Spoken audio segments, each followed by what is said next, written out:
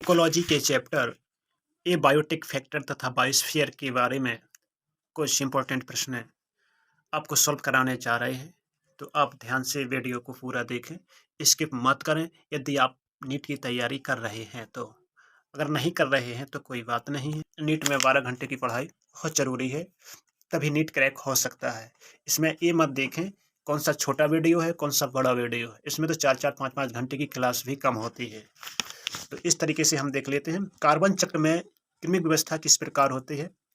तो उत्पादक, उपभोक्ता और अपघटक। इसका पहला ऑप्शन बिल्कुल सही है। प्रकृति में नाइट्रोजन यौगिकीकरण मुख्यतः होता है, तो ये सहजीवी जीवाणु द्वारा होता है। पदार्थों का अजैविक घटक से जैविक घटक और पुनः अजैविक घटकों में प्रवाह अधिक या कम चक्रीय क्रम में होता है, तो यह कहलाता है तो जैव भू रासायनिक चक्र। जलीय चक्र को कौन नियंत्रित करता है? तो सीधे सीधे जानते हैं कि आप वन नियंत्रित करते हैं। इसका दूसरा सही है। सूक्ष्म जीवों के द्वारा मृत पादप भागों के पूर्ण अपघटन के फलस्वरूप क्या उत्पन्न होता है? तो ये मूल उत्पन्न होता है। तीसरा ऑप्शन इसका बिल्कुल सही है। पादप वृद्धि के लिए उत्तम है तो लोम सोयल यानी कि दोमट मृदा इसके लिए उत्तम है। वे कारक जो पृथ्वी तल के प्रारूप तथा व्यवहार से संबंधित हैं, तो वे हैं टोपोग्राफिक यानी कि भू आकृतिक। दूसरा ऑप्शन बिल्कुल सही है।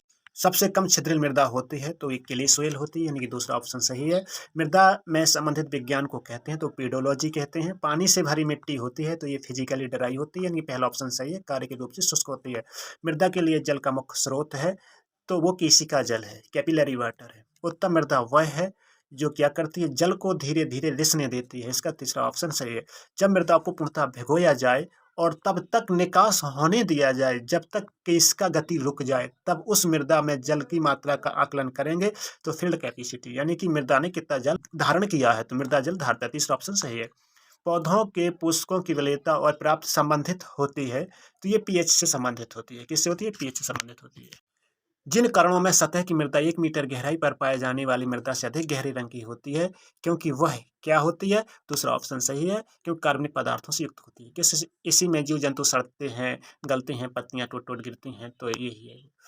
मृदा उर्वरता तब कहलाती है वह जल और सभी आवश्यक तत्वों के अनुकूल अनुपात में धारण कर सके, तो वह चौथा ऑप्शन इसका सही है। पादपों को उगाने के लिए मृदा की उपयुक्त पीएच होनी चाहिए, तो ये अम्लीय पीएच होती है इसकी, तो देखिए चौथा ऑप्शन सही है, 5 से 6.5। भूमध्य रेखा के पास जो वन पाए जाते हैं वो टेम्परेट वन होते हैं। चौथा ऑप्शन इसका सही है। घास के मैदान में जिनमें दूर दूर तक वृक्ष पाए जाते हैं वो कहलाते हैं, तो वो सवाना कहलाते हैं। क्या कहलाते हैं? सवाना। भारत में शीतोष्ण सदाहरित वन कहाँ पाए जाते हैं? तो ये हिमालय में पाए जाते हैं। कहाँ पाए जाते हैं? शीतोष्ण पूछा, हिमालय में पाए जाते हैं। कौन सा बायोम बर्फीला रेगिस्तान कहलाता है? तो ये टुंडा बायोम, क्योंकि टुंडा बायोम में हमेशा बर्फ जमी रहती है। इसका ऑप्शन ये सही है। कौन सा बायोम में पादप एवं जंतु सबसे अधिक पाए जाते हैं? तो ये पाए जाते हैं उष्णकटिबंधीय वर्षावन में। पत्तियों का शरद रंजन प्रकट होता है, तो ये होता है टेम्परेट डेसिडुअस पौधों में, यानी कि तीसरा ऑप्शन इसका सही है। भारतवर्ष में शीतोष्ण सदाबहार प्रकार की वनस्पति मुख्यतः मिलती है, तो ये मिलती है, इसका दूसरा ऑप्शन सही है। पूर्वी तथा पश्चिमी हिमालय से 3500 मीटर नीचे मिलती है। किसी बायोम की सीमाएं में कौन सा जो फैक्टर है निर्धारित करता है तापमान, वर्षा, मिट्टी की गुण एवं अवरोधिकाएं? इसका आंसर हो चाहिए अच्छांश।